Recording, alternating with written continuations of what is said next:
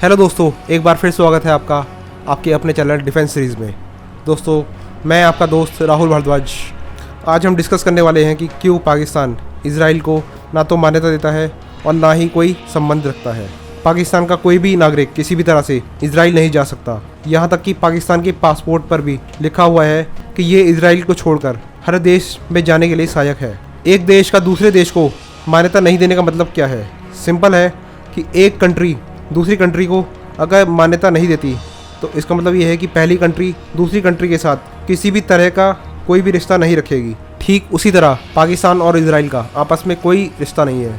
यहाँ इसमें हम इसराइल के बारे में भी डिस्कस करेंगे। इसराइल दुनिया का एकमात्र यहूदी देश है। यहाँ की टोटल पॉपुलेशन 85 लाख है, यानी कि जितने लोग इंडिया की बेंगलोर सिटी में है उतने पूरे लोग इसराइल में रहते हैं। फ़िलिस्तीन को तोड़कर ही इसराइल बना है। 1948 में फ़िलिस्तीन के बंटवारे के बाद ही इसराइल का जन्म हुआ। इसराइल में अभी 74% यहूदी आबादी रहती है। गैर यहूदियों में ज़्यादातर अरब मूल के लोग हैं। भारत में यहूदियों की आबादी लगभग 6000 है। बहुत सारी इस्लामिक कंट्रीज़ इसराइल को रिकॉग्नाइज नहीं करती। इनका कहना है कि इसराइल फ़िलिस्तीन का लैंड एनक्रोच कर रहा है और जब तक इसराइल और फ़िलिस्तीन की सेटलमेंट नहीं हो जाती और फेयर तरीके से इंटरनेशनल कम्युनिटी दोनों कंट्रीज़ को रिकॉग्नाइज नहीं करती, तब तक ये कंट्रीज़ इसराइल को रिकॉग्नाइज नहीं करेंगी। लेकिन हाल ही में हमने देखा कि यूएई ने इसराइल को एज अ कंट्री रिकॉग्नाइज कर लिया है और अब ये इसराइल के साथ डिप्लोमेटिक रिलेशंस भी एस्टेब्लिश करेगा। अब आगे देखना होगा कि आखिर कौन सी गल्फ कंट्री इसराइल को रिकॉग्नाइज करेगी। जिस डील के अकॉर्डिंग यूएई ने इसराइल को रिकॉग्नाइज किया है उस डील को हम अब्राहम अकॉर्ड कहते हैं। इसमें आगे आने वाले टाइम में और भी कंट्रीज जुड़ सकती हैं। President of America Donald Trump इस पर बहुत ही एग्रेसिवली आगे बढ़ रहे हैं। दोस्तों, 3 कंट्रीज जो इसराइल को आगे रिकॉग्नाइज कर सकती हैं, इनमें बहरीन, ओमान और मोरक्को हो सकती हैं। Bahrain was long thought to be the first country in the Gulf that might normalize relations with Israel। दोस्तों, बहरीन बहुत टाइम से एक ऐसी कंट्री लगती है जो गल्फ में इसराइल को मान्यता दे सकती है। अगर हम ओमान की बात करें तो ओमान ने 2018 में प्राइम मिनिस्टर बेंजामिन नेतन्याहू को होस्ट किया था और वे ओमान के सुल्तान काबूस बिन सैयद से मिले भी थे। दोस्तों, मोरक्को भी इस साल या अगले साल तक इसराइल को रिकॉग्नाइज कर देगा। इनके अमेरिका के साथ बहुत ही अच्छे रिलेशन है। दोस्तों, अब सिंपल हमें ये समझना होगा कि आखिर रिकॉग्नाइज करने का मतलब क्या होता है। रिकॉग्नाइज करने का मतलब सिंपल है कि एक कंट्री दूसरी कंट्री को रिकॉग्नाइज करती है, यानी कि दोनों देश एक दूसरे के नागरिक को अपने यहाँ आने जाने के लिए इजाज़त दे सकते हैं। गवर्नमेंट टू गवर्नमेंट कॉन्टैक्ट होता है, इसमें पीपल टू पीपल कॉन्टैक्ट होता है। फॉर एग्जाम्पल, अगर हम बात करें इंडिया और पाकिस्तान की तो हम देखते हैं कि दोनों देशों में बहुत जानी दुश्मनी है, लेकिन दोनों एक दूसरे को एक कंट्री के तौर पर रिकॉग्नाइज करते हैं। कई कंट्रीज एक दूसरे को रिकॉग्नाइज नहीं भी करती है। फॉर एग्जांपल, पाकिस्तान अर्मेनिया को रिकॉग्नाइज नहीं करता, उसी तरह भारत जो है कोसोवो को रिकॉग्नाइज नहीं करता। दोस्तों, जब पाकिस्तान से पूछा गया कि क्या आप इसराइल को रिकॉग्नाइज करेंगे, इस पर पाकिस्तान के फॉरेन ऑफिस ने कहा कि यूएई और इसराइल के बीच में जो डील हुई है उसके फार रीचिंग इम्प्लीकेशंस होंगे, यानी कि इसका इम्पैक्ट बहुत टाइम तक महसूस किया जाएगा। इसके बाद पाकिस्तान के पीएम इमरान खान ने कहा कि हमारा स्टैंड इसराइल को लेकर बहुत ही क्लियर है।